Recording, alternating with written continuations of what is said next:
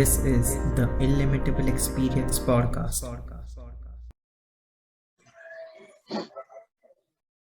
Hello and welcome to another episode of the Illimitable Experience podcast. If you're watching this video, like this video, and if you haven't subscribed to the channel, do subscribe to the channel. With that, today we have as our guest my friend who I've known since school, Arnav Hegde. Hi Arnav, how are you?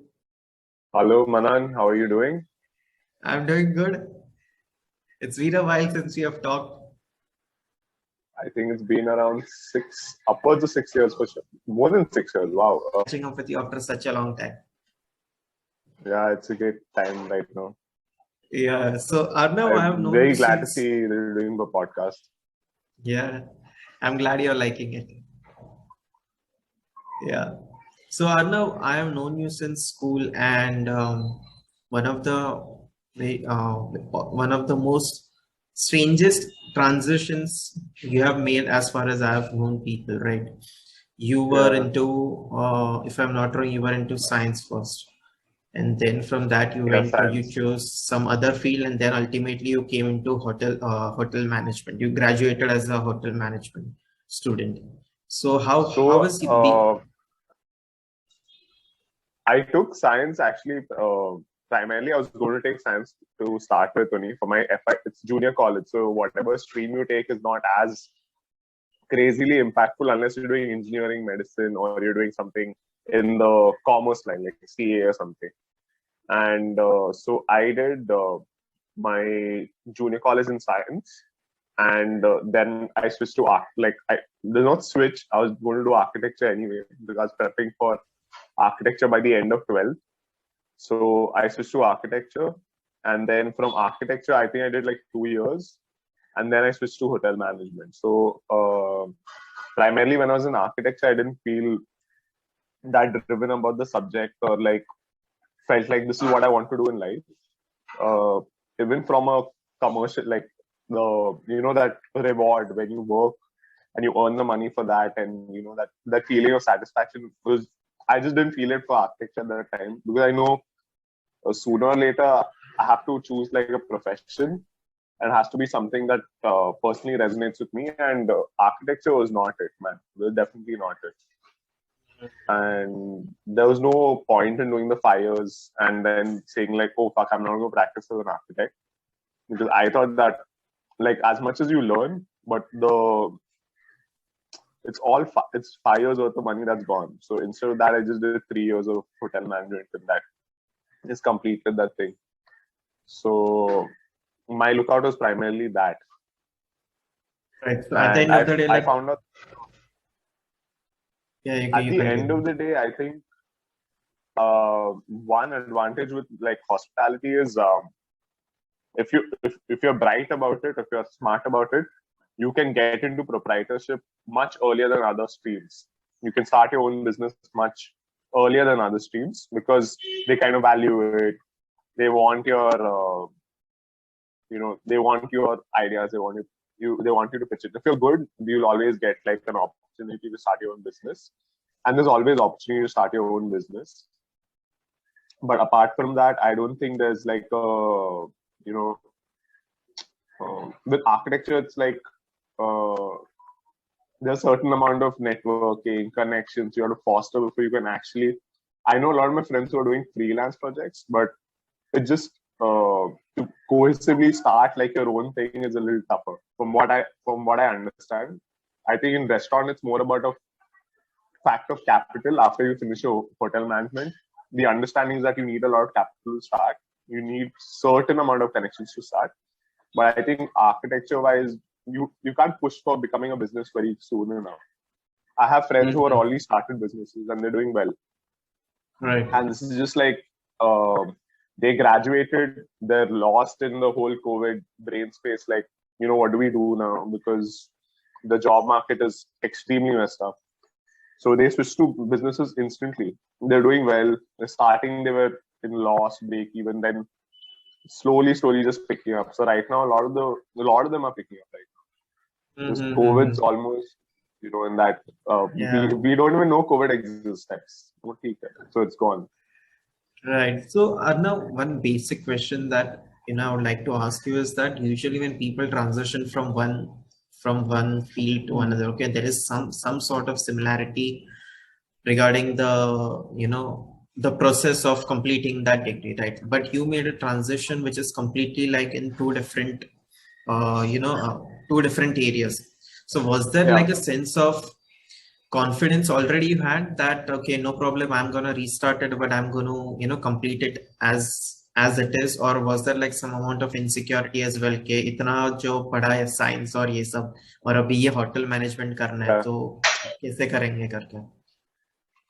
I For me, I think that's my a lot of my friends used to ask me, and my parents also used to ask me in terms of like how, like, I think my parents only asked me once, but they've asked me that question, like, how do you feel when like other people have asked you this, and that I've honestly said, like, I think this is harkening back to a conversation we had about like doing what you want, like that whole hedonistic, not hedonistic, but like somewhere in that, like a little reined back area of hedonism, where like you have one life in this world. If you believe in rebirth, I mean, you'll be reborn as somebody else, but like you have one life in this world, and you should pursue it for your own pursuit of happiness. Like that is primarily what, this thing. You do work hard, do all of those things, don't faff around and all that stuff. I'm not saying faff around and that kind of pursuit of happiness, but like if you think that this is your thing, then you should like 100% go for it. And I think for me, personally, cooking was actually out of left field, and that is actually what attracted to me, because I was honestly, when I started, I was horrible at it.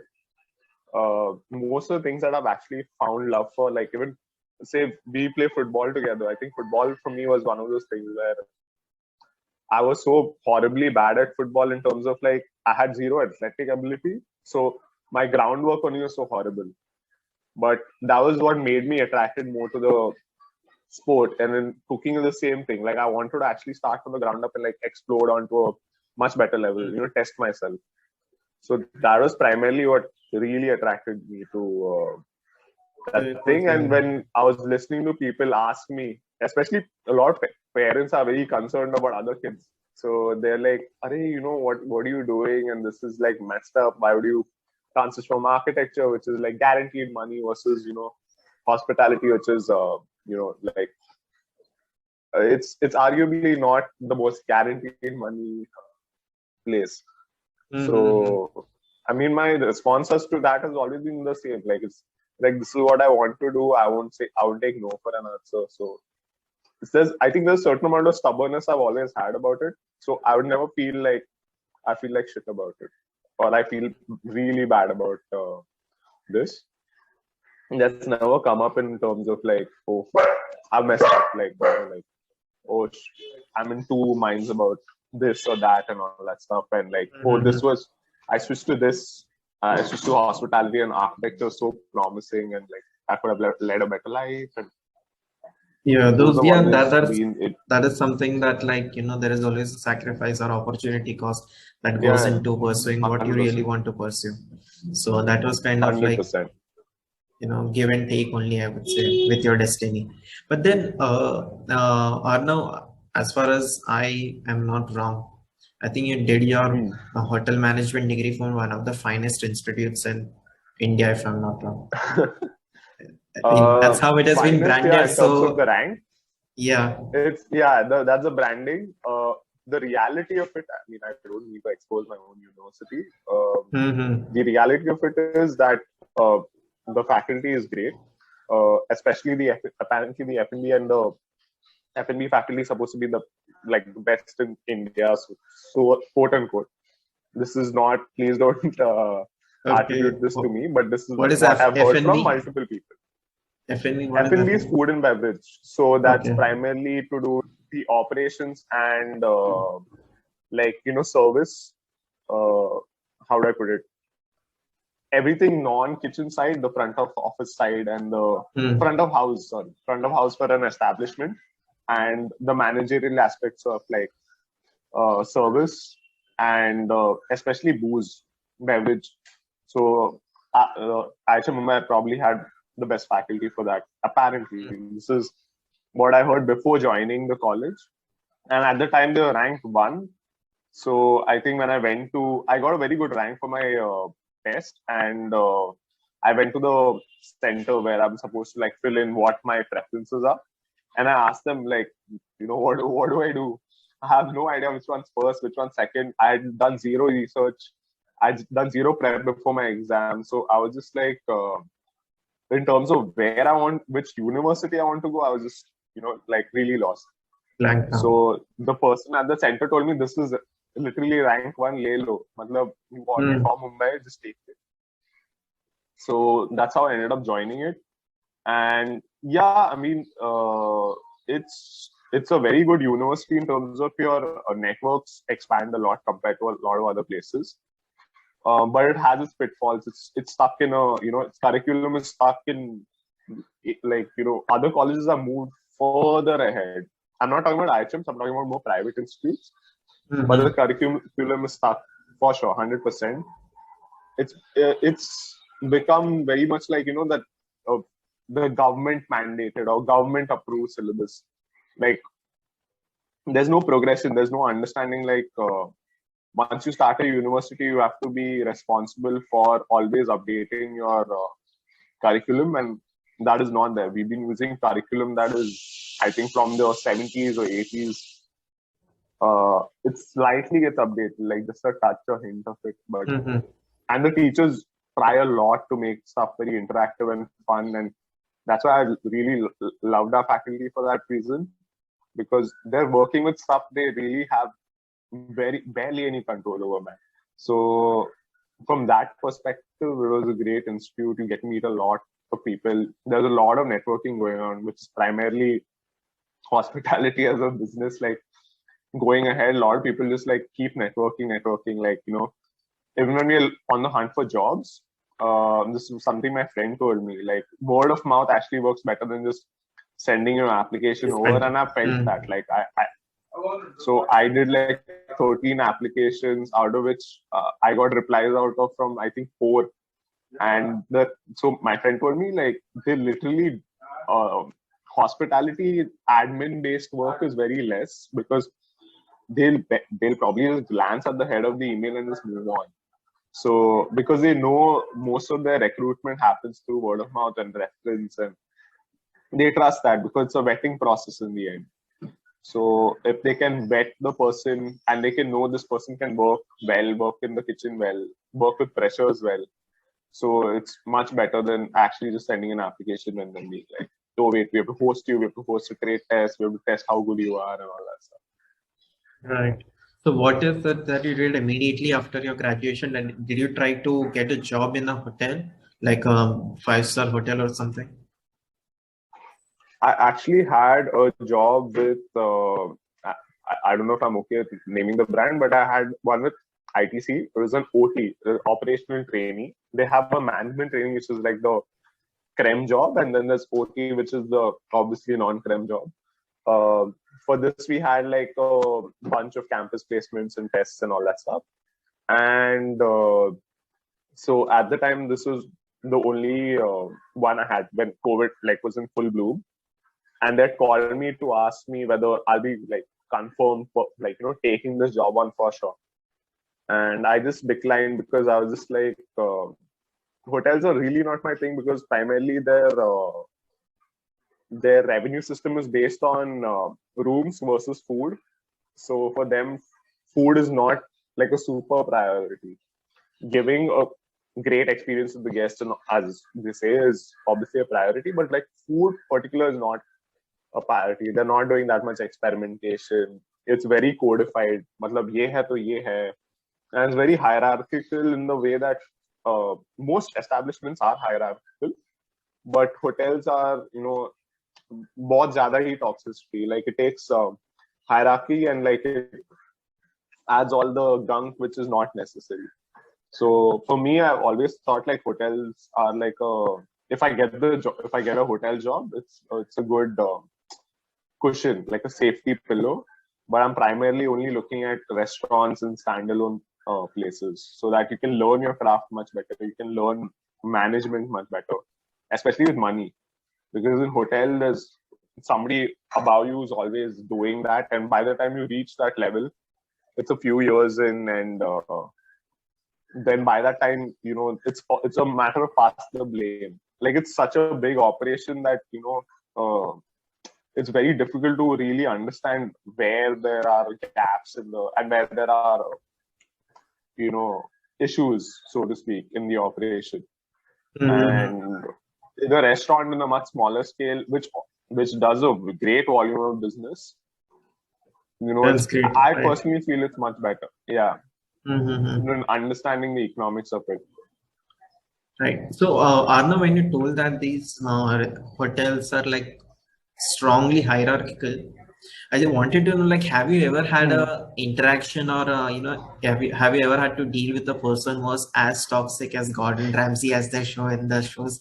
कि बस खाली अगर नमक एक चम्मच भी ज्यादा नमक गिर गया तो then तो you are fired. मतलब तेरा self esteem is gone for the next year. Gordon Ramsay, from what I understand, obviously this is a TV show, Gordon Ramsay. The real life Gordon Ramsay could be horrible, worse, much worse. But from what I know, he is much better than a lot of the Indian chefs we've encountered. Like, I don't mean this as a diss. I mean, it's like you catch on habits from your seniors and it perpetuates in a cycle. And I've had my fair share of horrible chefs, and in like all my friends can like probably recount their own experiences. I think mine was I don't know which one to start with, but like the usual one is just like swearing for like the smallest of things. I think I was supposed to be in one section of the kitchen and help out with that one section, but like, I was being called to different sections, and at the time I was an intern. And you don't fully understand the implications of like operations and this thing. It was not fun. It was not messing with the operations. It was just, I'm trying to do the best I can and help out with the best way possible. And I move away from the section and I move all the way to the wash to get something. And the chef just marches out, okay? And I just about to turn, and he's just like, to wo section se hila to. I mean, am I allowed to like swear in this podcast? Yeah, you can. Yeah, no problem. So this is an Italian chef, an Italian restaurant. I mean, I'm not going to name the restaurant. It's don't name that. You can tell that. You can swear. Yeah. No problem. So the guy just marches out and he's just like, "क्या से हिला तो तेरे कान में सलिया डाल दूंगा और तू ठीक से चलेगा नहीं." It's like, dude, the random stuff you get like sweared at. Like, so salt as an issue, most of us know how to rein in salt, so we undersalt it. If anything, oversalting is like undersalting can be rectified, obviously, but so most cooks who I know who've not mastered salting is an art. Seasoning, what we call it, is a complete art. Honestly, it's an art. And a lot of cooks who don't really know it like firsthand, they undersalt it, and then it goes to the pass. The head chef or this slightly senior chef will taste it, and you like, this is messed up, this is fucked. He'll follow a few abuses, then he season it and he'll send it out.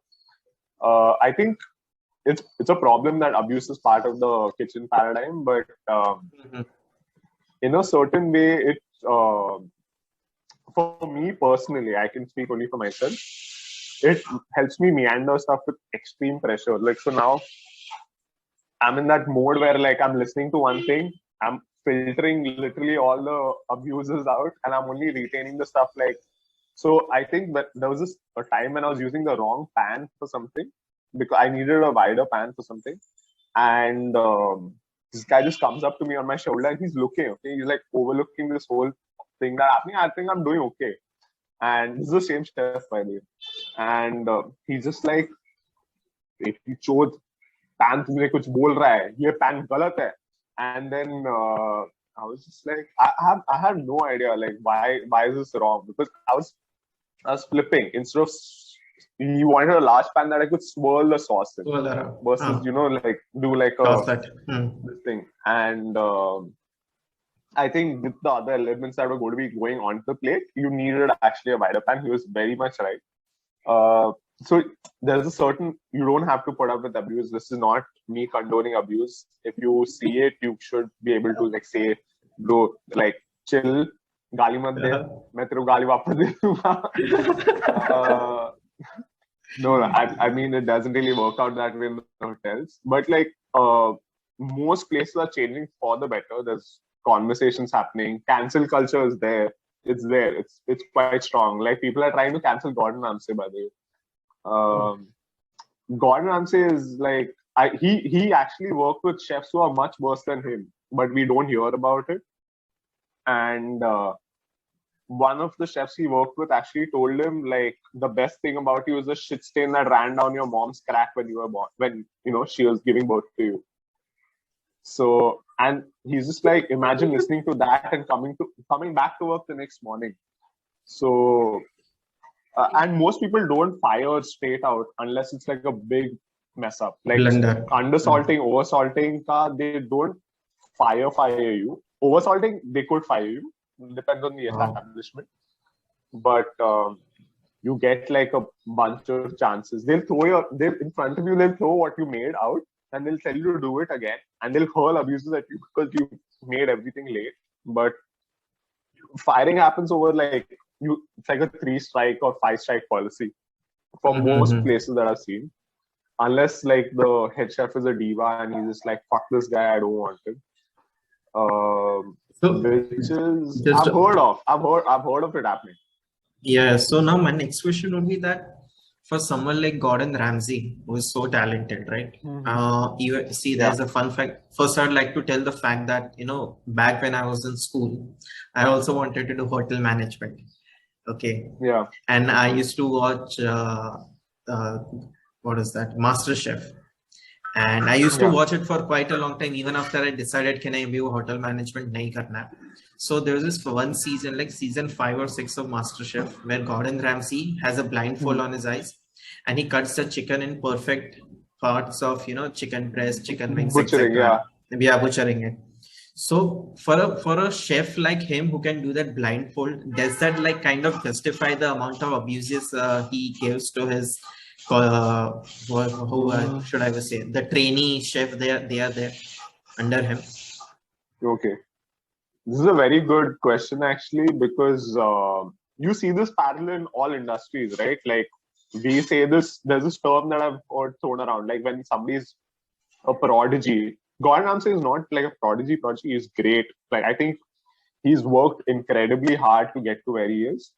But in terms of pure prodigal talent, he probably not be pure prodigal talent, but he's insanely good at what he does. So we've heard this a lot of times. We've heard it in sports especially. Remember Michael Jordan from Chicago Bulls was a very toxic leader or a teammate. But, you know, people excuse it because, well, 6 titles, right? 6 finals in a row undefeated. And I personally don't. I think the qualities of a good leader is something where you can actually you can play bad cop, good cop, but you don't have to swear. You have to primarily optimize. Like you have to I get like somebody who's not good at something, I have to optimize him to his best self for the operation. That is my goal as a leader. And I have to make money. And you honestly don't need like an abusive personality or like even abuses like in the kitchen. So one of the most successful chefs, I can name 2 very like creme de la creme chefs who have a no abuse policy in their kitchens. So one is Dominique Ansel. He created the Cruffin in to give you a reference. He is one of the most famous bakers in the world, probably in that top 10 list of best or whatever. I have no idea of the list. Dominique Ansel, great dude, 100% great dude, and his bakery, kitchen, whatever, has a no swearing policy. You get salary docked, literally docked if you swear. I mean, it's not a freedom of speech kind of situation. It's more like, I think it's you can't swear at somebody or something, or you can't swear at a happenstance where it involves another person. I think there are layers to it, but the primary thing is that you can't swear at somebody else. And he's doing great, dude. His place in New York early in the morning has a line going all the way, like stretching across like the boulevard, and he literally comes out and he gives them treats for waiting, like small things, so you can replenish yourself, or he'll give them coffee or one of those things. That's what I've heard. And this other person is the chef of St. John's. Again, they also have a complete no abuse policy. They're one of the best restaurants in the UK. Probably, for me personally, it's my go-to place where I want to go and work because of the work that they're doing. They're doing work in butchery. And so there are a lot of restaurants that are trying to change that industry understanding of toxicity. And, there's a very famous case study of a restaurant called Dame in New York City that does not work Saturdays at all. I think they're trying to cut out I think they have Sundays. Sometimes they shut the restaurant down, but they actually said during the week, Monday to Friday, which is unheard of in the restaurant business, they do maximum business, absolutely maximum business, and everybody is shocked. Their workers work 4 days a week. I personally am a 5 days a week kind of guy because you should maximize how much money you can make from a place. But these guys work 4 days a week. Only the owners work 5 days a week. I know you might say it's communism, but it's a matter of like personal opinion, personal belief, and all that stuff. But yeah, so these realities exist along with somebody like Gordon Ramsay saying like, what the fuck is the sauce in his Scottish accent. And yeah, but I guess what the fuck is like, it's normal, I would say. It's not abuse also. Like, what the hell is this, right? And but going someone to that like a very personal level, ke bhai beti chup tu kya kar rahe, that is kind of getting personal.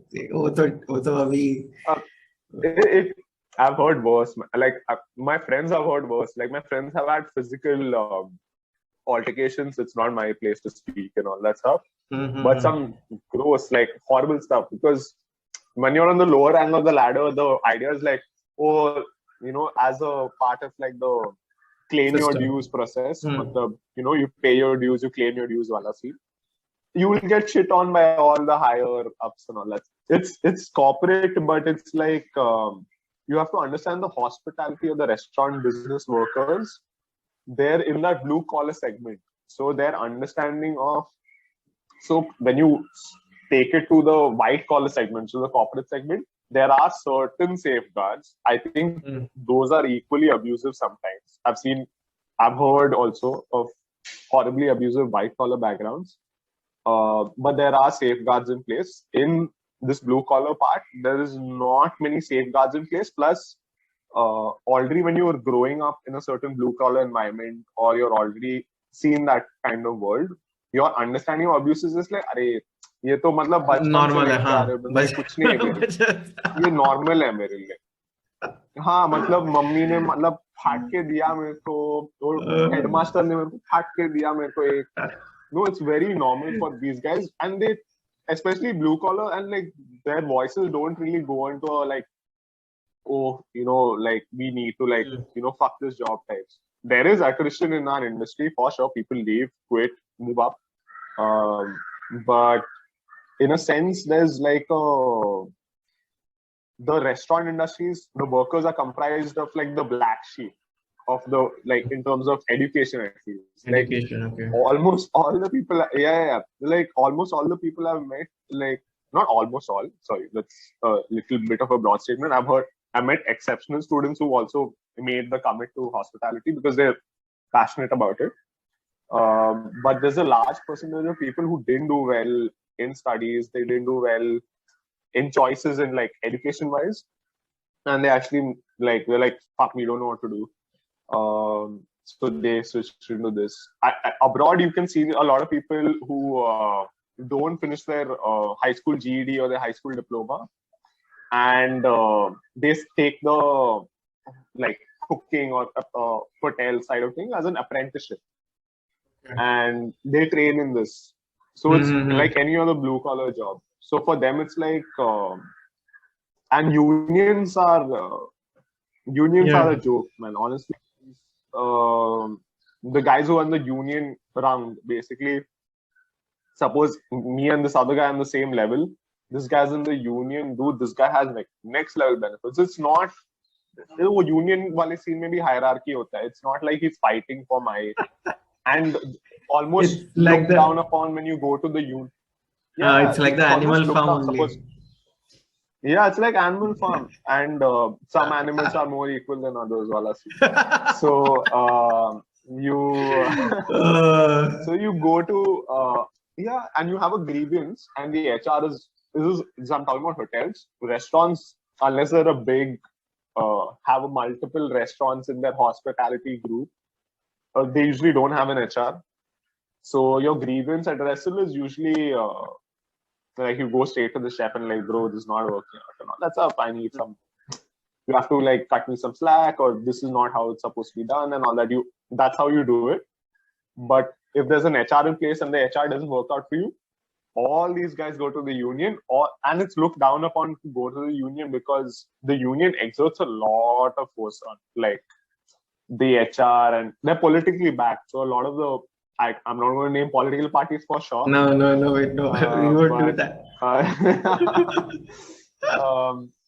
So a lot of political parties are backing unions, and so they have muscle. They have political muscle, and it's best not to mess. You want to be in the good graces of the political parties also, because when excise comes knocking on your door, it's all a very convoluted like forming of relationships. ये चाहिए क्योंकि ये चाहिए. ये चाहिए, right? You know, yeah. Fun fact, about when you're talking about unions, okay, so yeah, the place where I am, okay, I'm not going to name the place right now because just in case if something happens, I don't. Yeah. The place where I am, okay, so it is illegal to form a union, okay. You cannot revolt against your employer or anything. You cannot do that. So that's not something we do that. Like there are factories also here, but forming union is not the case. Even you can go to the department which takes care of their employment and visa related stuff. There you can lodge your complaint and see where it goes. But union to buy, if you want to get deported, then that is the best way to get deported. I'm giving people a clue. I'm going to give people a clue right now. If you want to get stoned today. Oh yeah, exactly. So wow, two different worlds. Sorry. So this is this about related to toxicity, right? Even when you see, I've seen it in other industries as well. They're the people who are like put on the pedestal for their work, right? They are. It is like they're allowed to abuse the people who are working under them. Like I'll give you an example. If you have watched the AIB podcast with Ranbir Kapoor, right? So in Ranbir Kapoor clearly said that when he was making his debut with Sanjay Leela Bhansali for that Savarya movie, it was like kind of, I would say, making him like a puppet, okay? He was trying to shape him very well, but at the same time, he was abusive. So that is where, he wanted to ask this question that where is it that you draw the line where the abuse of your, the abuse of your authority is considered to be a part of the process, or it is taken to be toxic? Where is it that you draw the line? Personally, or I think even from a wider environment and scale perspective, it's the product should be, the idea is everybody wants a product to be great, whatever if it's a film, if it's the food that's going out, if it's like some kind of package, like a corporate package, some sort of like bundle up or package. Everybody wants a product going out to be good. Now you have finicky people who are very micromanaging, like incredibly, like from what this is me hearing about Sanjay Leela Bhansali from other podcasts and other interviews where actresses, I think one in particular, Deepika, claim that he makes you do a lot of retakes. that's like he wants the perfect shot. And I think that is very, like that it's soul sucking, if anything. So because you're constantly made to do the same thing, and you think you're nailing it with every new try. You think you're nailing it or you're doing it one better, but in fact you're getting drained of all your thing, and your performance is actually suffering. And then suddenly there's like this burst, and he's like, okay, this is fine, this is good. Or we'll try again the next day. The funny thing is, now you've taken, like, say, Sanjay Leela Bhansali, for that matter, Christopher Nolan, same dude, probably one of the best directors to come out of, like, Planet Earth, like, writer, director, has written screenplay also, and this guy's a master. Like I've literally watched all his films. I've noted why they're good, and this is something Michael J. White is one of our. I mean, when we were growing up, he was like an idol, not idol, but more like a hero. He was in Blood and Bone and all these martial art films. He played this gangster called Gamble in Dark Knight Rises. Not Dark, The Dark Knight. Sorry, my apologies. So The Dark Knight, and he was talking about Christopher Nolan's process, where this guy's just like, oh, so what do you want to do about it? Like, he's literally asking somebody, and Michael J. White does not have a big role in that movie. He has a very small role in that movie. He gets killed early on by the Joker. To people who watched it, or people who haven't watched it, I'm sorry. But Christopher Nolan literally tells him, like, so what do you want to do? Like, what do you want to do? Like, his process is so open in terms that he's so masterful with his work that he's open to collaboration in terms of, like, it won't even affect the quality of his work. And you can clearly see it. Dark Knight is a masterpiece. Any other, catch Memento, one of his earlier films. Same scene. Like, a lot of people have said that about Christopher Nolan. People have said that about Quentin Tarantino also, but it's the same argument. He swings. Sometimes he's like, tu kar. And sometimes he's like, abhi kya kar raha hai? Like, it's like, what the hell are you doing? You're fucking the scene up. But Christopher Nolan, for that, he's higher echelon. Like, you don't have to be, you don't have to put up with abuse, or you don't have to particularly use abuse to get good product. Good product is hiring the right people. If you hire the right people, you don't have to swear at them. For 100%. You hire the right people, you vet the right people. You don't have to push them to work. They'll want to work for you. You pay them well enough, or you pay them how much ideally you can pay them to get the best product. But people don't do that. They will underpay. They will hurl abuses. They will literally drive you to, getting the best product. You will get the best product. You will be rated. You will be this, that, or that. But all these other finger things are happening, So all these bullet points happening where pay is a scene, this is a scene, that is a scene. And this person is not in the most optimal headset to give you the best product, but he's still somehow, like, grinding it out, managing. Yeah. So in that perspective, we say, like, oh, this person's toxic. I've worked with people who are toxic. If you can work with them, work with them. I think it's a personal choice where you can, if you want to deal with it, you deal with it. You always have the option of not choosing to work with a toxic person. You should exercise it. I don't think that toxicity leads to excellence. A lot of people say, like, all the best prodigies and all they are abusive and psychos, right? Yeah, they're obsessive about what they do. They've talked about the best footballers in the world being horrible locker room teammates and this, that, and all that stuff. And you just think, like, see, there's a possibility where you can be the best without even engaging in any toxic locker room. Right. And there are several examples to raise those up. Do you think just to give a benefit of doubt to the authority who's abusive, that person or authority is abusive only when he's in the kitchen, but the moment you step outside the kitchen or the hotel, they are like, okay, that's nice. This 100%. Is happens. Does that 100%. Like, did you? 100%. So some of these guys are great parents. Great parents. Some of these guys who I've encountered, one of them is such a hands-on mother, like such a like. I was just like, dude, this her daughter is going to have like a great, like, you know, like, I don't know, like a great experience growing up, you know. Such like a hands-on mother, tries to, you know, stay as much, very involved in new practices of education, teaching, pedagogy, all that kind of stuff. So she's very involved in like stuff like research. This guy who called me, like, you know, all the names possible. This lady also uses very abusive to me, but she still has like a certain soft spot in terms of like, ye to mera bacha hai types. This guy was more like a, you know, like a toxic elder brother, not like a toxic mom. So so this guy is just like, so after I finished my stint at the kitchen, I met him in the hotel. I was in a different department. He's like, "How are you doing, Arnav?" Like, he greets me with like the enthusiasm of like, I don't know what. He's like, "How are you doing? Are you doing okay in the department? Are you liking it? This, that." I was like, "It's nothing. Like, you know, it's boring compared to kitchen." He's like, "Ha ha ha! Everything's boring compared to kitchen." He was one of the most sweetest people ever outside the kitchen. Like, I used to talk to him during like our cafeteria, you know, when we used to break for lunch or dinner or whatever.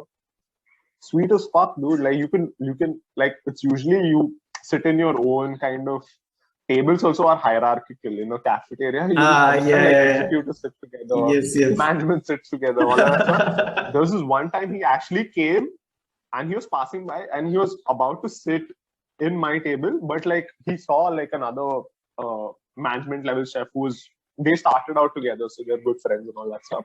And they, whatever. Then he chose to walk out, but he was like almost, I think, about to put. Yeah. So I get it. I get like, it. I think that they've honestly experienced that abuse. It's more like that thing that we used to hear when we were kids. Like, even the bullies got bullied. That's why they are bullies in the end.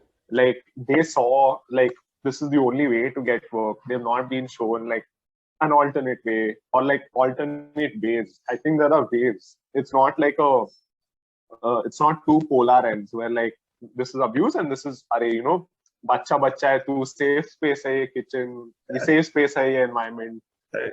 It's not polar, like, it's not that, you know, these two polar ends. I think it's so many ways are there on different layers and levels. But we reduce it down to two levels where like, our generation is too soft and this is you know, toxic. Like, you need that toxic abuse to fuel your work quality and all that stuff. Right. So from that perspective, I think personally, I don't mind it unless it gets too horrible and personal. I'd probably just say something back, or I'd be like, not done. You cannot talk to me like that. You always, I think, see, once you put your foot down and you say you cannot talk to me like that, you can almost always stand up for yourself. I think if my advice to anybody is like, don't take too much shit from somebody or don't take shit at all. Like, if you can. Like, either ignore it this is where at we first get, and then stand up to it. Yeah, so this is where it comes, right? See, one of the reasons that a lot of Indians are humble, okay? I mean, not all, a lot of Indians, I would say all of the Indians, one of the reasons that we go abroad and do so well in life is because when growing up, we were abused and we were humbled so many times. I think you understand that, like, that they're whacking you at that time, and more than physically hurt, it emotionally hurts. Correct. But I think one thing about Indians is that we also have a certain, like, culturally it's passed down as like a meme. You have to respect your elders, no matter what the implication, what this elder is doing. Correct. This elder could be one chutia only, but मतलब थोड़ा dignified respect रखो उसके लिए. Yeah. I personally think, see, that part of our cultures should be, there's certain parts of it that should be celebrated, but I think certain parts of it are redundant in terms of like her Elder को नहीं करना है यार भाई, हर leader हर ये को नहीं करना है, उनको थोड़ा चाबी करो, मतलब Hmm. वरना हक देंगे काम में हो तो हक देंगे, बस बताएंगे तुमको कैसा काम करना है, बताएंगे Correct. तुमको ये करना है तुमको लाइफ में, खुद नहीं करेंगे वो लोग. So because you would think that your elder and that time is actually like he is so like like understanding of like the cultural aspects of our uh, society, but he's in his own selfish space. It's not like Please. Hmm. he's also Right, so I understand. this yeah Correct. we actually we work well with authority for one of the reasons. Work well as in not like subdued wala collaboration wale aspects, maybe we work well with authority because we know how to Respect the authority. sometimes be differential. Yeah, Hmm. sometimes we know how to be differential to a certain level. I think you should never be diminutive in terms of like ekdam, peak niche karke Correct. curved up. Nothing like Dwight Fruit. Yeah, not Yeah, be like Dwight. Right. and another aspect culturally for us is so India is so multicultural in terms of like the number of languages, religions, and we already know how to navigate that. The West is learning. The West is dealing with multiculturalism for the last, I'd say 20 years. I think post all 20, these 30 years. post Cold War, post Cold War conflicts where you had skirmishes in the like the Orient and in the Middle East and South America and all these, that whole place where they're trying to put communism and America's, meddling and all that stuff. And वहां से, all these people went towards the more like Cuba. There's so many Cubans in like Miami and all that stuff. In America. So America is a multicultural place, not as multicultural as India, but multicultural enough. And Indians honestly deal with it very well. Arguably for all the baggage that we have in terms of colonial baggage, how a lot of like the elder generations are not as well educated in terms of like certain human values like freedoms and this and liberties and all. They're still stuck in like they're still we deal with multiculturalism so well, and we should like you should be able to understand somebody else's position, walk a mile in their feet maybe if you want to, if you're comfortable enough. At least like that empathy should be there regardless of even if they're like, say there's conversations about this community is like still stuck in their ways, it's very backward, it's this, it's ghettoized, this, that and all that. But when you empathize and you understand that they are like this because all this happened, they'll eventually come around to being wherever they have to be in a progressive world and a world which enjoys freedom and liberty primarily. So now Arnav, multicultural wise, I think India's eyeing. Yeah.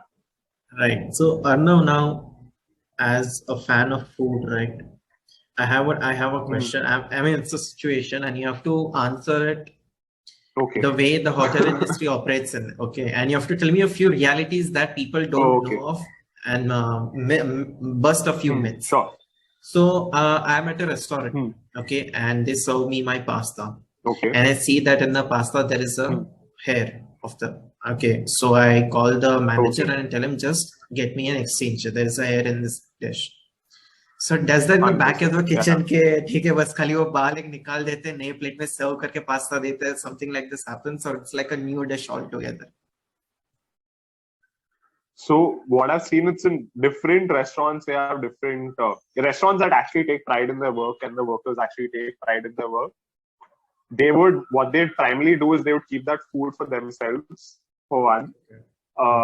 Never waste food. Even so, if it's their own hair going into it, they'll just remove the hair, they'll microwave it for themselves and eat it. That is one thing I've seen in a lot of places. Most places will redo the order. Most places will redo. It's like made from the scratch.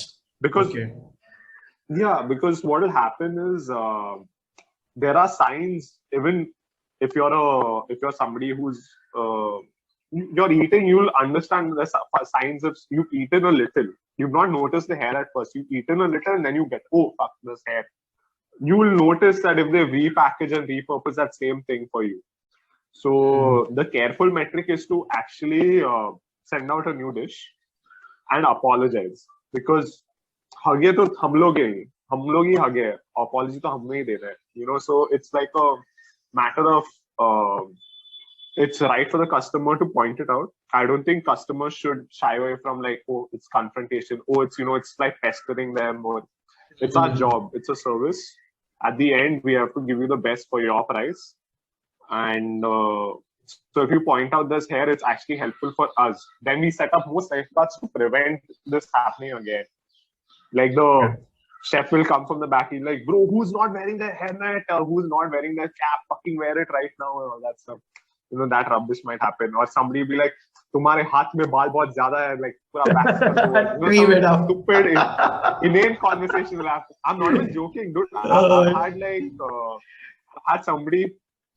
Yeah, so there was this tandoor chef, I remember, and he had a decent amount of the hair or whatever on his hands, and I do.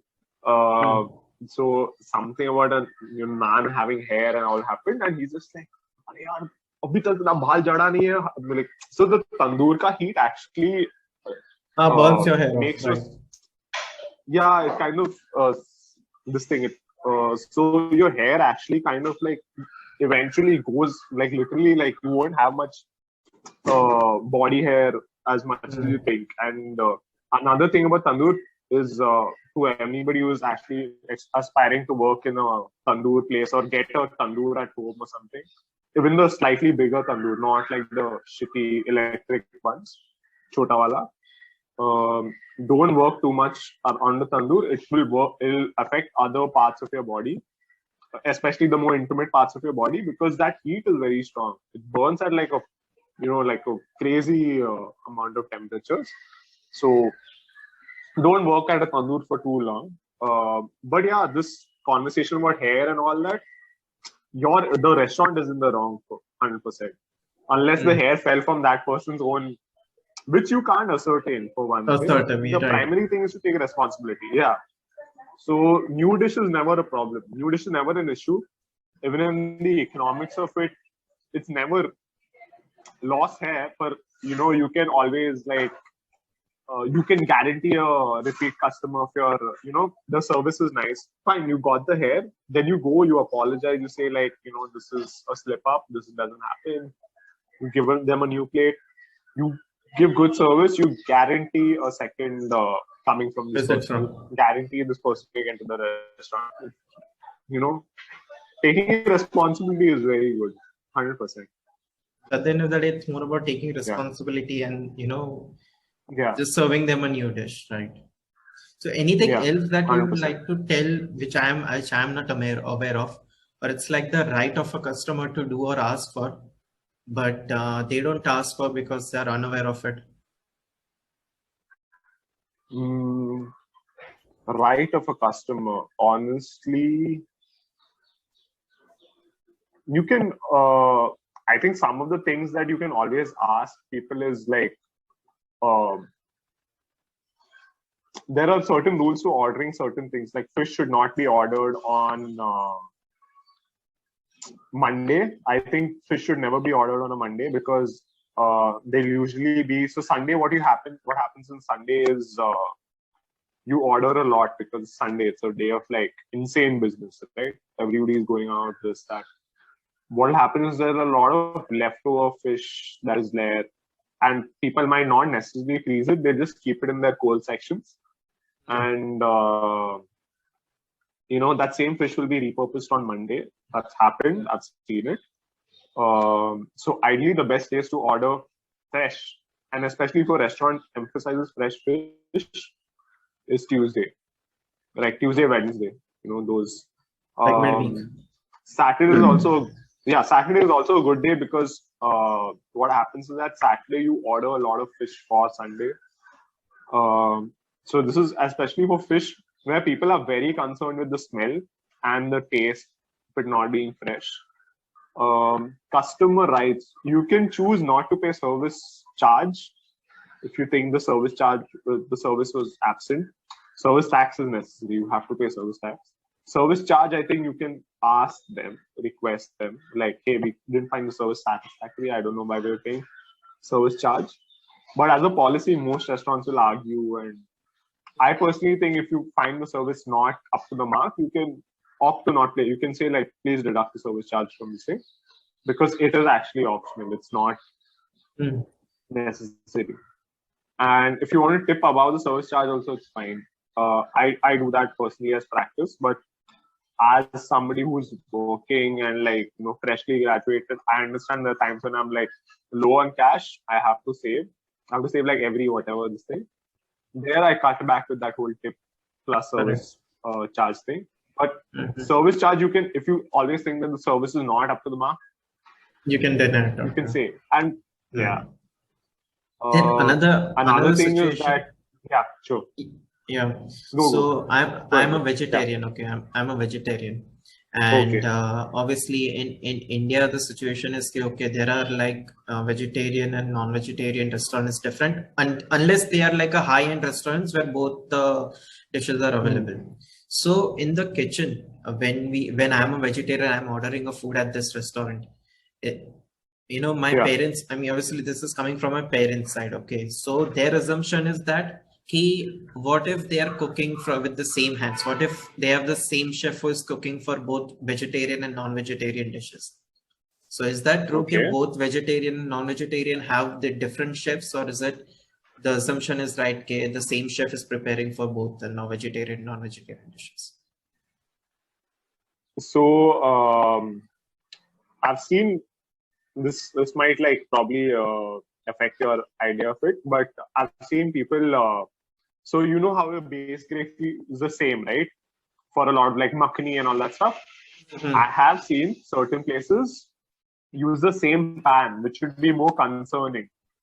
So they made a butter chicken portion for somebody else, but there's like the dredges of the gravy still left in that, and they poured out how much of that serving that's gone to that table. Now there's another paneer makhani that's come in, or paneer butter masala, which is butter chicken, paneer version, and uska order hai, same base gravy in that same plate. I think that's a little of a problem. Okay. I think if it goes to the wash, if the chef cleans himself up, all that stuff, then I don't think it's an issue. Personally, because what happens is that the kitchen is divided into sections, so you need that kind of mobility in terms of like. Suppose this is an Indian section, dividing it into non-veg and veg is very, very rare. What we mostly do is we try and avoid cross count, like that whole like non-veg touching veg, veg touching non-veg. Correct. Mera non-veg ka haath veg touch kar raha hai. All that, like if it's a good place, it will avoid all of that. But a lot of places I know have are like into played hard and they don't follow. They play hard and fast with the rules. Yeah. For them, it's like, bas kaam nikalna hai. I get it. Yeah, that is also understandable, right? Because if it is a restaurant that has a good reputation, they'll try to maintain that reputation of having both the kitchens separate, right? Yeah. And with low-end restaurants, it is obviously more of a like khana khane aaya ho, khana khao, paisa do aur niklo, that kind of attitude. So they must also have their own constraints not to follow those strictly.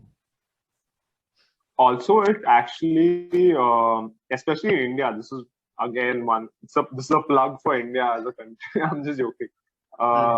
You will understand that like there's a large amount of vegetarian population that understands the smell of cooked non-veg and whatever, like that smell of non-veg in the nostrils. Ek baar jata hai. Especially, we went to school in a Catholic colony, so to speak. So there were people who bought non-veg food. And especially if you're a Gujarati or a Jain or your, Hare Krishna movement, and like, so your understanding of non-veg smell will be very strong. That smell will be very strong to you. So when you see it, if they don't change the pan, that hint of a smell you can always catch. I've seen that happen as well. And I've seen people being pulled up for that. So a lot of vegetarians have a strong sense of smell for non-veg.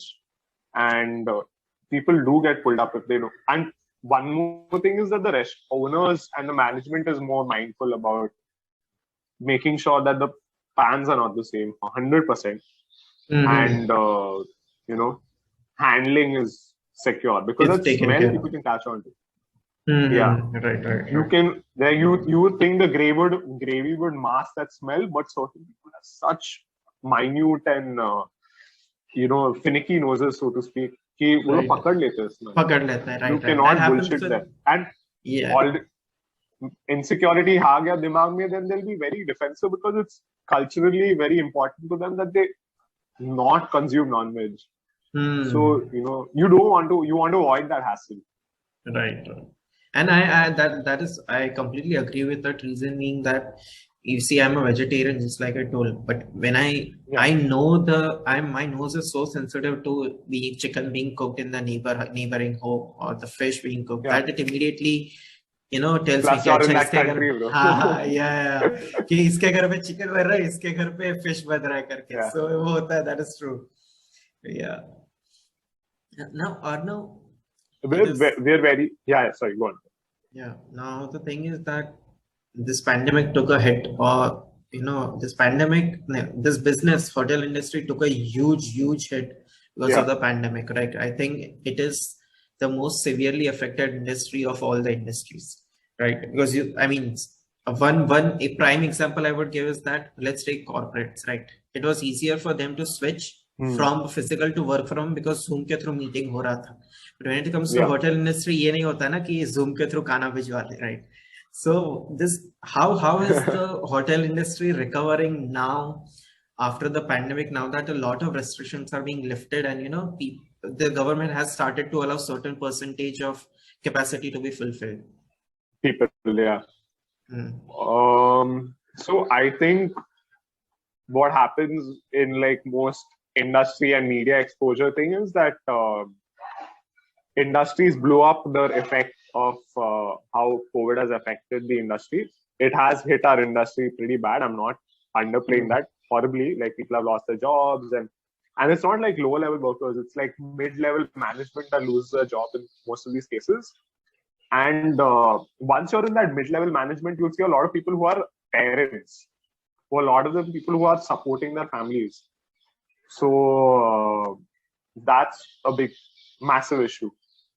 So, but I saw the retail space was equally hit. Any place that involved a lot of brick and mortar kind of institutions and conducting the business out of a brick and mortar institution was hit.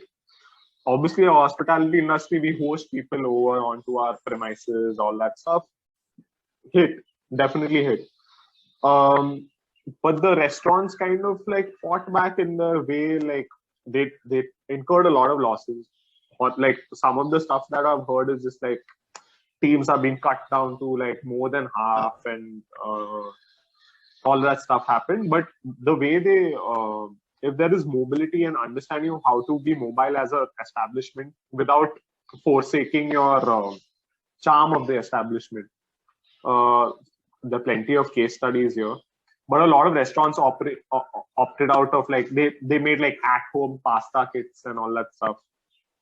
Premium pasta, like handmade pasta with like the best of ingredients and all that. This is I'm talking about the higher end restaurants. This is when the lockdown was at its height, and only delivery was possible, and even that also was sort of tricky. Another thing that they did was like in terms of goodwill, like they did a lot of goodwill stuff where they raised money for COVID. They had feeding programs for people affected by COVID, and even poor people and people who had needed COVID meals for that matter.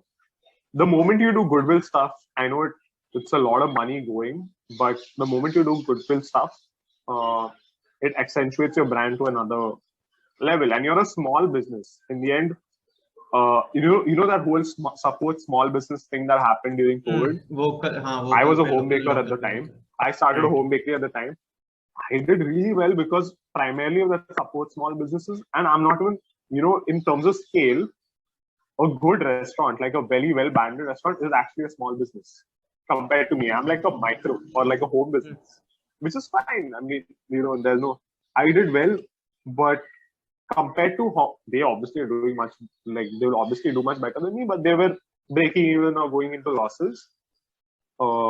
They're not doing optimally well for somebody who's saying support small businesses. In the end, even restaurants, like larger restaurants, I'm not talking hotels, larger restaurants also are small businesses in quote unquote scale. So one way that the restaurant industry really reined back was satellite kitchens, cloud kitchens. There's now like a boom. Like you open Zomato up in India, it's like a bunch of cloud kitchens and satellite kitchens that will be recommended to you. And Zomato has a system where you can pay to promote your basically Restaurant. appear more visually on the app. Yeah. Correct. So that thing just exploded. People are like, bro, why do we even need like a brick and mortar place brick and mortar place for production chahiye. Brick and mortar place for seating nahi chahiye. Matlab, Sitting we don't want to nahi host chahiye, right. anybody. We just send food up. Now the takeout culture. First, I think I'm speaking primarily in Mumbai. In places like Gurgaon, Hyderabad, Bangalore, it's already in that explosive element. In Mumbai, it's coming to terms with it because first you need that full immigrant population from other states, which especially in the IT sector, where they have a certain amount of spending power to begin with, where you can order takeout as much. So we're seeing that boom right now happen in Mumbai. So the number of satellite kitchens that start near BKC, the number of satellite kitchens that start near Burley and Parel Mahalakshmi, that I get pocket that. of area. Kamla Mills wala area. Yeah, Kamla Mills. So there's been an explosion in that to recover like the amount of losses that are there. But I think it's a matter of branding in the end. Like the satellite kitchens have to brand really well to like stick out, because I think the number of burger places that I saw near satellite cloud kitchen burger places, insane. And you barely saw any differentiation between the products. They're all very common. They're sometimes competing in the same area, which was a problem again. Like there's a lack of imagination. You know how when there was a startup boom, the tech startup boom in India, everybody wanted to become an entrepreneur, but like the imagination for it was not there. And then what happened with the startup? It was like it's a pass the blame and pass the debt kind of. नहीं हम तो debt pass करते रहेंगे और हमारा blame pass करते रहेंगे. So it was not like as imaginative as in terms of dealing with it. It's slowly coming back. I think the hospitality industry, people also like missed being out. So that was one of the major reasons for making so much money. I know COVID businesses are doing so well, which is you started the business at the height of COVID when expenses, costs, you're not doing that much profit, and they're doing crazy good right now. So recovery wise, yeah, they've recovered in terms of using the more creative thinking. You need to be able to think on your toes when you're dealing with something like this.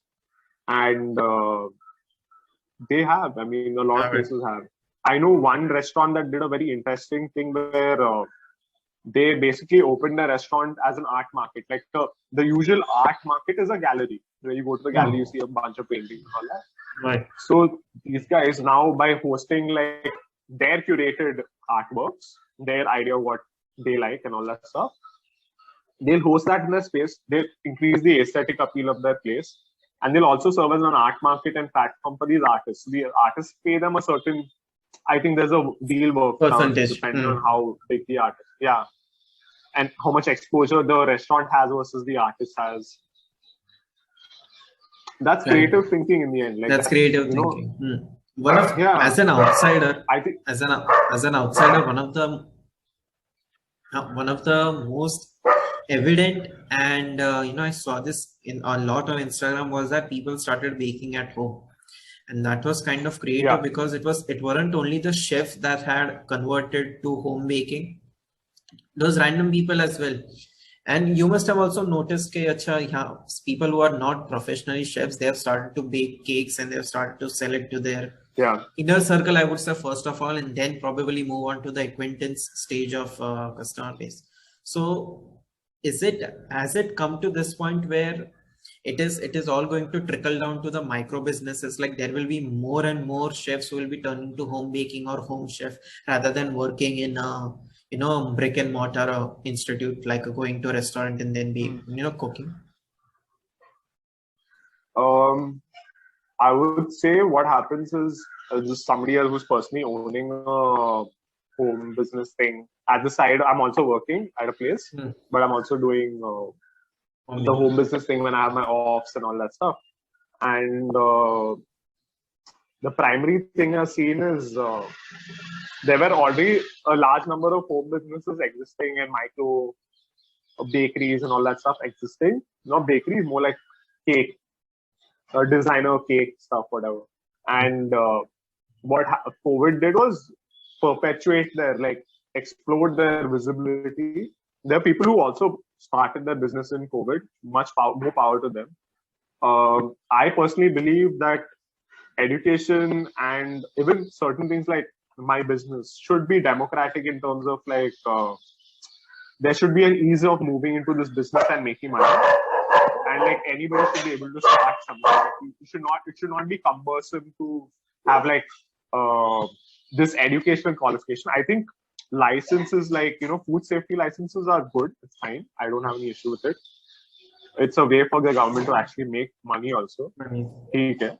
And it's a guarantor of sorts. It's good for business. But I don't think like a lot of people say, "Arey, this person not professionally trained as a chef." I was like, who gives a rat's ass, honestly? Like, if their product is good, that's what matters. Imagine you're a trained somebody's a trained chef and they're bickering about how these untrained people are starting businesses, and the food probably sucks ass. Like, it's horrible. And this person's doing like a bang-on job with food, like really great job with food, and like that should be celebrated. Like, I think that's one of the biggest wins. It's a big W for food in general. Like so many people are entering the space. That means more money, more competition. Competition is good. More money is good. More networking is always good. The more number of people that you see, like, you should never be like, oh bro, like home businesses don't have any like collaterals. They don't have any. They have very few liabilities. तू fuel के लिए नहीं भर रहा है, electricity के लिए बहुत कम भर रहा है. Like a lot of people who start home bakeries, some of them are dependents. Like, I think if we go into the statistics, I don't know, but there are a large number of people who are dependents and parents के साथ रह रहे हैं या spouses के साथ रह रहे हैं. And the fuel, electricity, all that stuff is not paid for. Your rent is you're not paying particularly for. So, but the restaurants have to. So, if you're a home baker who's doing really well, I know home bakers who have done mad well, and like mad, like I've seen those photos. Oh my god! I'm very happy for those people, but and people complain like they don't have these hurdles to get past, like rent and this, and they're very aggravated about it. I'm just like, somebody else is doing better. And if they're doing better, they have a responsibility of like elevating their work to a level that could, and that is basically competition for you. That is inspiration and competition in a certain way for you.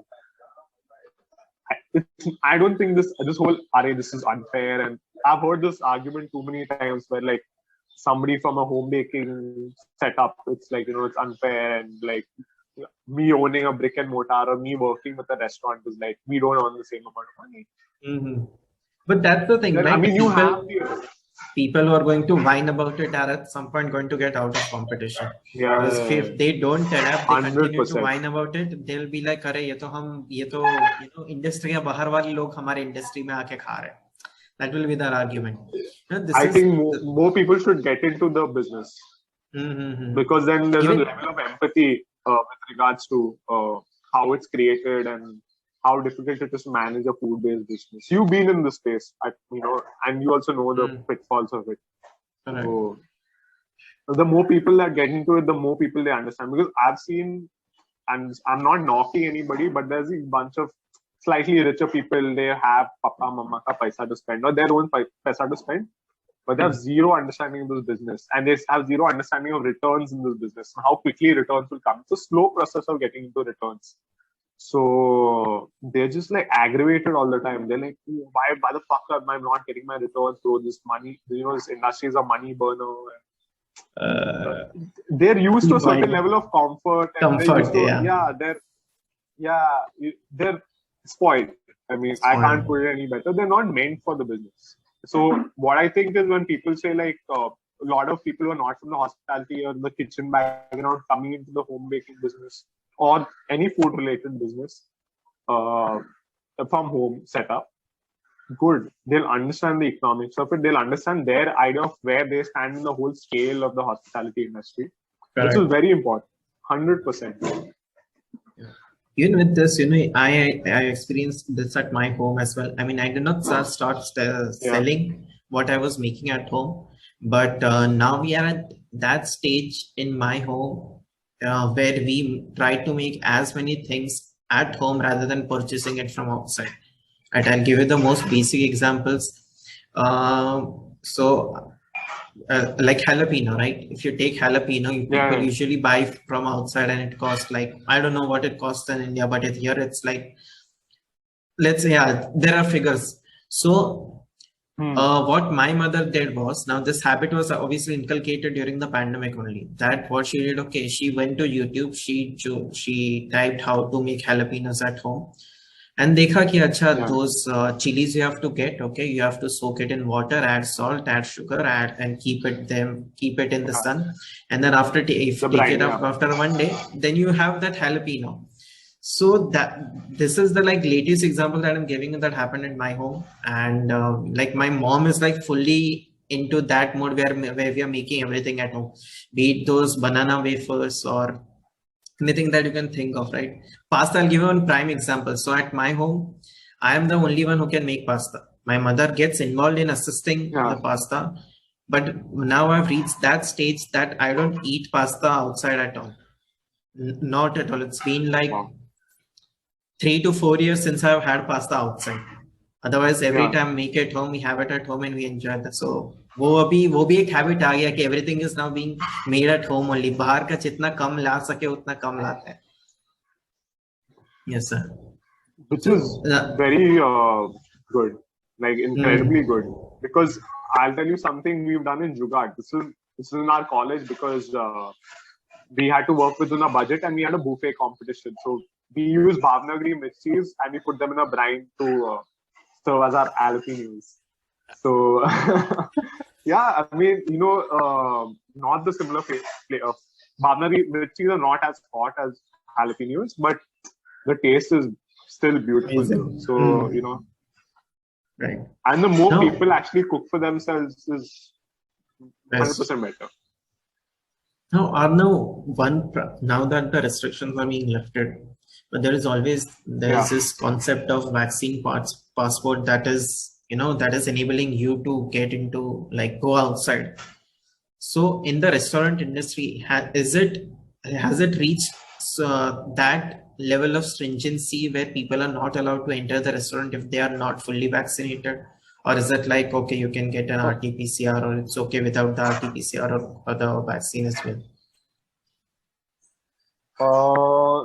Mumbai, at least in India, it's not very strictly followed. Slightly better restaurants follow it for sure, 100%. But like smaller restaurants don't really follow it. In the West, they're very particular. Certain states, so I think it's a state subject in terms of vaccine law and vaccine restrictions, because the city of New York has a certain, you have to have like this many, whatever, your vaccine plus your booster. And it's a state subject over there. In Canada also, Canada was horribly hit hospitality-wise because there's a complete lockout, and you can see the Canadian truckers thing that's happening right now. Exactly. Canada's honestly not dealt with it the best, and they've had very low death mortality rates. So I don't understand that country's thinking, but dynamics, from a perspective of restaurants asking about vaccine passports, it's fine. I think it should be discretionary. In terms of either it's a state's law about like how they feel about vaccines based on their figures, or the restaurant's own policy on vaccine certificates. But because my idea is like, I believe the vaccine is the vaccine. It works, but it doesn't it's not the same. It's not the same efficacy of the vaccines we've known, because the vaccine that's been fast tracked in the way it's been made. It is effective, but the fact that the definition of the vaccine has changed medically, and even the Merriam-Webster the scientific definition has changed uh, from prevent to help combat type of. I think you can see that you can just Google it's a sign of the times that there's certain people are trying to meander that space very easily, because the number of people who are skeptical about the vaccine is very high. And this is, we say Americans are like, all like cuckoo and they're skeptical. Indians are equally skeptical about the vaccine. Equally. We won't make a movement like anti-vaxxing and all that stuff, because we've got jobs to do and we've got work to do and we've got money. Like, we are not Vela. Americans are Vela. A lot of them. Yeah, because तुम्हारा मतलब blue collar job सब China और India ही कर रहा है, मतलब वो तो हम ही कर रहे हैं तुम्हारा जॉब, तो तुम तो वेले हो, तुम करो ये सब एंटी वैक्सीन का ये सब. Being skeptical about medical stuff, I don't think it's ever an issue. I don't think you should ever like completely buy into something. Do your own research. Your research might be faulty, but I don't think people should be stubborn about their beliefs in this particular case, because they're not from the medical background. If I was from the medical background, I was well ahead in my research and all that stuff, I trust my opinion. I'm not there. I'm willing to listen to a lot of things about it. And medical opinion also, there is counter voices where they're saying, effective hai nahi hai, effective hai ki nahi hai. If masks are really needed, or the mask really prevent COVID wala scene, or COVID therapeuticals. So our country has done very well with COVID therapeuticals, especially Yogi Adityanath state, which is UP. They've had a therapeutical kit. I think Kerala also had a COVID therapeutical kit. You can correct me if I'm wrong. Kerala did the best COVID-wise, and Maharashtra. UP had a very bad spell and they recovered very well. Like, if you have to give them due credit, you have to give them due credit for recovering from a very bad position. And even Maharashtra, for that same reason, Maharashtra, like, in terms of scale, UP and Maharashtra are the same, like demographically and population. Yeah. I think Maharashtra cities are more densely populated. UP generally, I think, is more densely populated. I'm not sure. But in the terms of handling it, they use COVID therapeuticals versus you look at the West, right? They're very skeptical about using COVID therapeuticals, even though they might work. Right. Arguably, I think there's like a gap in terms of medical, understanding between different parties. And it's become a little politicized, unnecessarily politicized. Like in India, you won't see the left and right arguing over the vaccine. Right. Yeah, like ivermectin or dox. I think I forgot the other one, which was in the conversation for COVID therapy. Ivermectin was a big one. Ivermectin was in the UP COVID kit. So you're not seeing that. We're not arguing about what works. We're arguing about policy in terms of like, this is the amount of money we should be spending for our people, or this is the amount your service is lacking for your own constituents. Waisa wala scene hai. It's not like bar desh jaisa hai, which is again coming. I was coming to that only. Yeah, I was coming to that only. That ever since the pandemic started, I would say the poster boy of being skeptic about vaccine is Joe Rogan, and he has been constantly digging deep into it, and he has called a few experts as well to talk about it. So why do you think, as a person who has such a huge fan following, and who has a real voice in America, is being so skeptic about the vaccine? What is the reason? Like, can we say that is it for the cloud? But I would beg to differ to it, because he already has a lot of following. He does not need more following. Okay. So why would he be so skeptic about it? And I don't think Joe Rogan's playing to an audience with this particular instance. See, Joe Rogan's the kind of guy who, yes, he has his own opinions, but you've seen him. Like, if you started the podcast from, like, the very start, and you've gone through, you've seen, like, his opinions about certain things become moderated or, like, slightly subdued.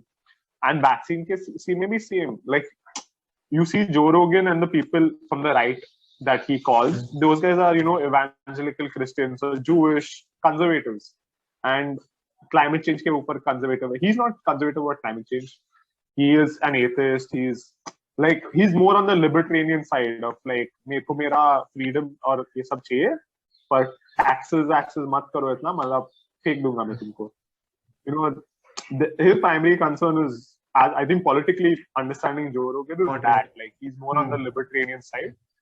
And I don't think it's a clout thing, because he's being so that whole video that came about him using the N-word, obviously some of it was out of context. The Planet of the Apes one was a little harsh, but like even that, I mean, if you listen to the whole Planet of the Apes clip, it gives you more context. I think the fact that somebody compiled a whole bunch of like him using the N-word and just that, you think it's a concerted effort into blackballing him.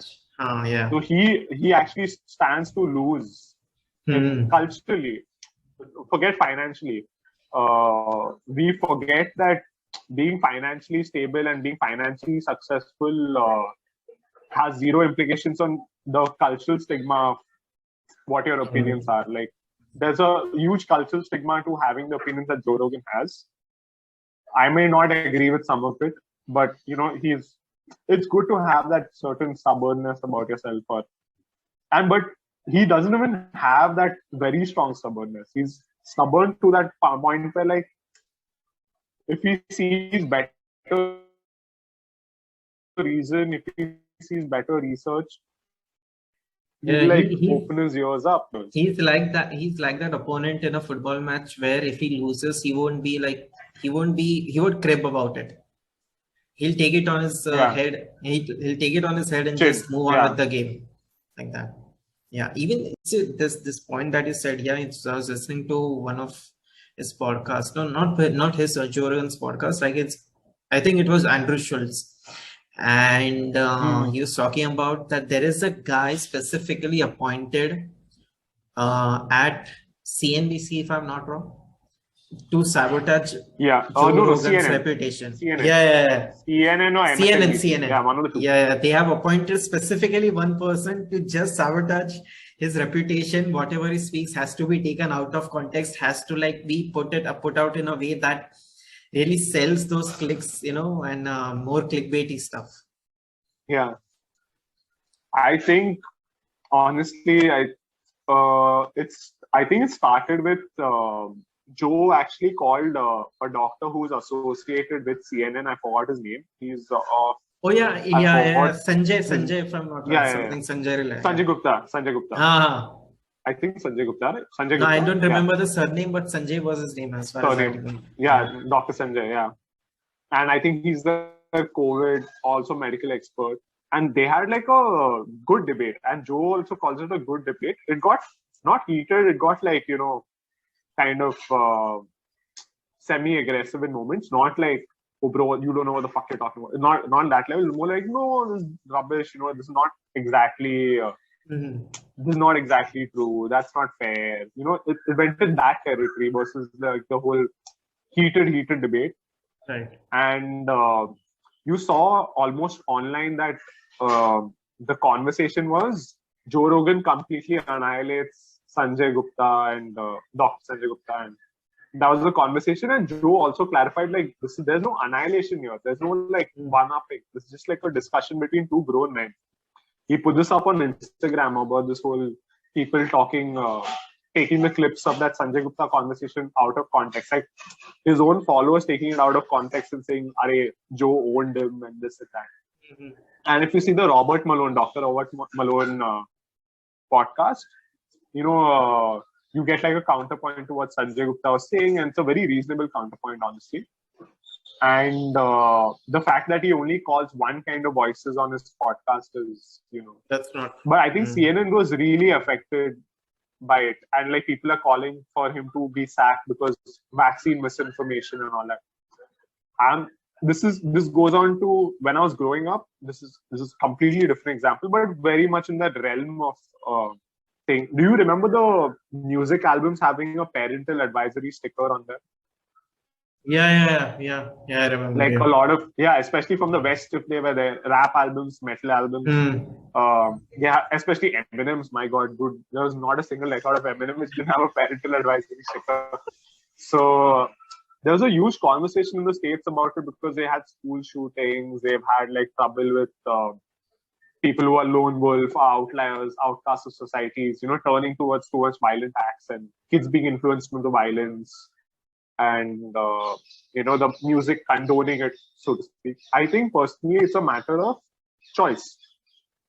Somebody cannot compel you to make the choice. They can influence them 100%, but in that influence category, everybody influences, and you cannot hold people. How do you hold people who influence your opinion accountable? How do you really hold people, even if you have a big platform? Like people talk about stars having a big platform and saying the most stupid thing, like the Kabir Khan example about you used your platform to kind of romanticize abuse in a relationship. I personally thought, yeah, it's a fucked up movie, dude. I mean, but you're level-headed into thinking that, like, yeah, there's probably some idiot who is going to be influenced by it, but in the end, the choice of doing something violent is his to make. I don't think that personally rests on the creator of, like, Kabir Khan's Kabir Singh. Sorry, Yeah. Kabir Singh. I was calling Kabir Khan. I was wondering Kabir Khan why. Kabir Khan कब हो गया यार? Kabir Khan is the most famous Kabir in India. Yeah. So Kabir, yeah, in the Kabir Singh conversation, people talk about it's very paternalistic. It's very parental. Like, we have to kind of this will influence people wrongly. This kind of music will do this to this person. This will do that to. In the end, it comes down to choices. You cannot say that because this person said something. Dude, Alex Jones says such nutcase stuff. He has an audience too. It's not like people are going and taking guns against the Federal Reserve, right? Or you see people in India have very controversial opinions, like, the more fringe elements having, the playing into the whole Hindu-Muslim thing. But like, you don't see people constantly taking guns. They will take guns. I mean, it happens. But unless there's an active call for violence, I don't think it should be punishable in terms of ostracization or legally punishable. Unless you profit out of your platform in terms of, like, he does profit out of his platform, but you profit specifically out of, like, you have business interests aligned with, suppose, a different, suppose it's not COVID, it's a different disease. And this person is advocating for a different drug that's supported by the pharma that is lobbying for a different kind of group and crowd. Like, एक बड़ा pharma organization है, they have their drug everywhere, and their drug is approved by the government, and it's this, that, all of that stuff. And this other person's like alternative types and all that stuff. He's getting paid for it. Then it's an ethical issue. It could also be a legal issue, but I don't think this Joe Rogan is caught in a misinformation wala spot where he's just like, you're spreading COVID misinformation. I don't think he's doing that. He's having a conversation about the lesser known aspects. As a generation, we are also very less questioning and less intuitive, which is very sad. Like, in terms of counterculture movements that we've seen throughout the ages of human history, current generation counterculture is non-existent. It's very conformist, which is why you see like an explosion of right-wing media and right-wing ideas, where now the right wing, so quote unquote, is the counterculture. Like listening to Ben Shapiro or listening to, I don't know who the other right wing voices are, but listening Stephen Crowder or something, listening to those guys is the counterculture now. Because right now being progressive is cool. and now you made the outcasts and the outliers. The right-wing people are like pretty much outcasts and outliers. So the fact that they are the counterculture is kind of, funny and worrying at the same time. But that's the problem also with our generation faces in terms of like, we don't research enough. We like the quantum of people actually doing active research, properly active research, is very less because we're bombarded with so much information. And our stimulus is whack. We're not reading. Correct. We don't read as much. We are just getting influenced. Which have. Yeah, I was saying that we just get influenced by those 30-minute reels or TikToks that appear on our phone, and we're like, oh, this is such a great opinion. We're like, this is right. This is right. Revolutionary. I don't mean to shit on a generation for like, we have our bonus points 100%. We are trying to address toxicity. We're trying to be empathetic. We're trying to have a generation which is non-reliant on fossil fuel. All of that stuff is there. But as a generation, in terms of how to mobilize counterculture versus how our generations before did it with either Martin Luther King or like, Dalit right movements, all of this stuff, like, or, the hippie counterculture also. They did it so well. We just fuck it up. We are not, I personally don't think we're doing it as well as how it is organized. And you can see it in terms of like the BLM, like whatever, from an ideological perspective, the BLM is great, but like in terms of an organizational capacity and like their understanding of, it's almost like a marketing Instagram play. Like you don't see it, and it feels a little hollow because you see the Premier League having like Black Lives Matter on their jerseys, and you have this and that and all that stuff, but there are certain exploitative things that happen in the Premier League, in the world of football, which they will not raise their voice about, concerning a certain country where people get stoned. And worker rights, right? Worker rights, like nobody talked about the number of deaths that were involved in the upcoming World Cup in migrant labor.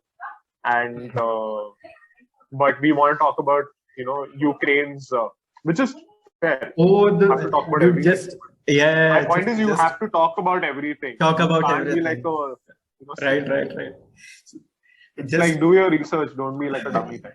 This is this last point that I would like to add. The Ukraine-Russia war, right? So today, after I woke up, I picked up my phone and I checked my Instagram, and there was this reel of probably 25 seconds where a Ukrainian girl who was showing her the impact of the war in Ukraine and making reels out of it, and she went viral on TikTok and Instagram both.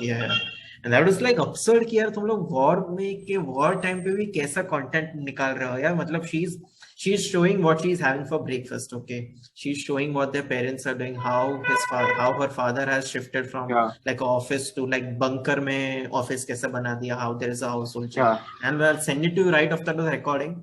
But it's kind of fascinating, and at the same time I see that it's very, people are indifferent in a way कि तुम लोग इतने extreme overwhelming times में भी content कैसे निकाल रहे हो just because you have to produce content as an influencer. I don't know whether this person is an influencer. She started being an influencer during the conflict, but I think I would have a different opinion about it, is because it's a good thing in a way that you understand the plight. Like we had the Diary of Anne Frank, right, when we were in school, which we were told to read by our shout out to our English teacher. I think we had a different who made us read a lot of books.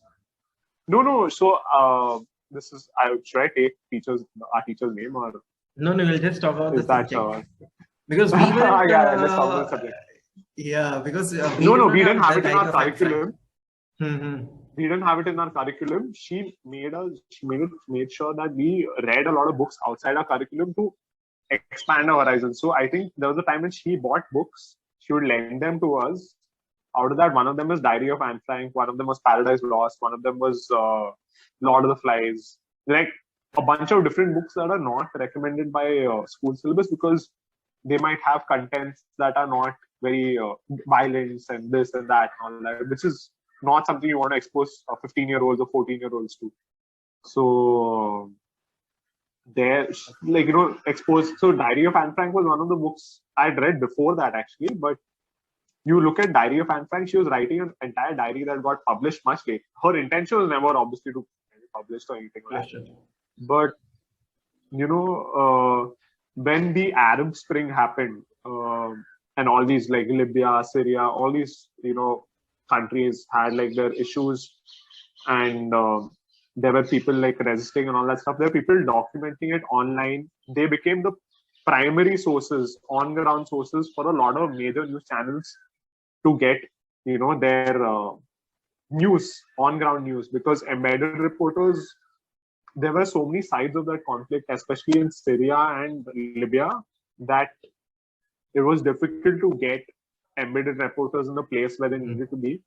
It was difficult, rather. Either like having on-ground people, local people who are documenting it through their phones, through their handycams, was much more useful. So I get it. Like, it seems very hollow. It seems very materialistic when somebody documents war like this. But the Ukrainian war is a little different from the Arab Spring. The Arab Spring was like the post-Arab Spring wars were very horrible. You have to compare the casualties. Obviously, it's war in general is horrible. I'm not putting my stance out there, but there is a level of gravity to each war, and the amount of civilian casualties you see in the Ukrainian war.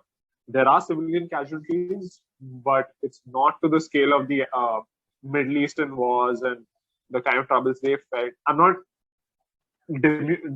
diminishing the Ukrainian struggle, but you have to understand that the fact that there are lesser casualties, that means documentation of like this person documenting her everyday life in war is easier, and it's much more, it helps, it helps maybe in the like future. a very holistic sense. Yeah. Correct, documentation always helps. Like, people might shit on TikTok now because you see a lot of dances, and like, I think dancing is, the whole choreography, TikTok choreography is beautiful, but I think people went too wild with it and fucked it up, like solidly fucked it up. But like, I think we'll be glad about TikTok in like years to come, because it managed to document so many things that we thought were so banal or so mundane or so unnecessary. And this person documenting the war thing actually kind of makes you grateful that like you're not living in a war-torn situation.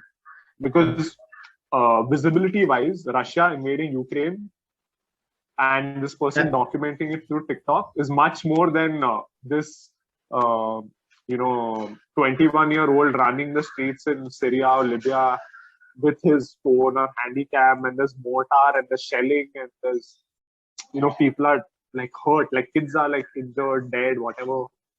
No. You probably wouldn't get the same I mean, kind of documentation. No, like we could go on and on for this, and it would never end, because politics is something that never comes to an end. But politics but I'm glad that we could do it after such a I mean, after meeting for such after meetings I fumbled. Meeting after such a long time is such a it's a great pleasure to have you, and yet we could very refreshing. We justified it thoroughly, and now I'll be stopping the recording.